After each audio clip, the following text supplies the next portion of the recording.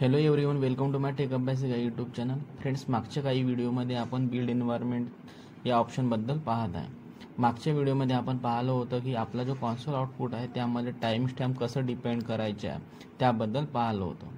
आजच्या व्हिडिओमध्ये आपल्याला पाहायचे आहे की कशाप्रकारे आपण एक प्रोजेक्टला इनेबल अँड डिसेबल करू शकतो प्रोडक्शन एन्व्हायरमेंटमध्ये, त्याबद्दल पाहणार आहे.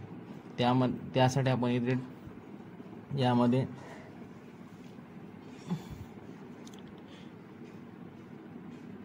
डेमो टाइमस्टॅम्प प्रोजेक्टवर क्लिक करणार. डेमो फर्स्ट जॉब आहे यावर क्लिक करणार.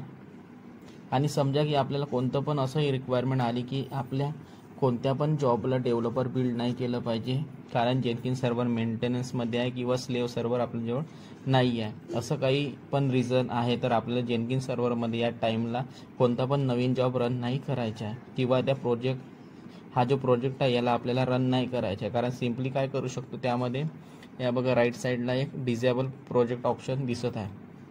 तर डिसेबल करण्यासाठी याला डिसेबलवर क्लिक करणार. डिसेबलवर क्लिक केलं तर लेफ्ट हँड साईडला बघाल यामध्ये जो बिल्ड नावचा ऑप्शन आहे तो ऑप्शन इथून गायब झालेला आहे.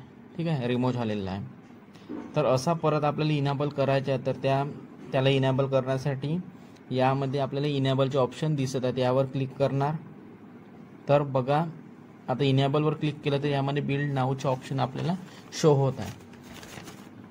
तर असं आपण करू शकतो की कसं आपल्याला एक प्रोजेक्टला इनेबल करायचं आहे किंवा कसं प्रोजेक्टला डिसेबल करायचं आहे. तर याप्रमाणे या ऑप्शनचे प्रोडक्शन एन्व्हायरमेंटमध्ये यूज करू शकतो. याच्या व्यतिरिक्त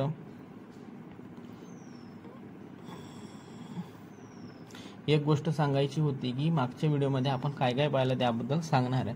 तर या कॉन्फिगरवर क्लिक केलं तर यामध्ये आपल्याला बघा पहिले वाल्या व्हिडिओमध्ये आपण ह्या गोष्टी पाहिलं होतं की एन्व्हायरमेंट व्हेरिएबलमध्ये डिलीट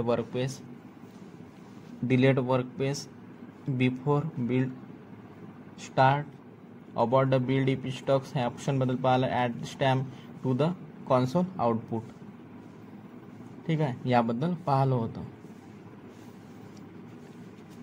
तर आजच्या व्हिडिओमध्ये एवढंच. Bye bye.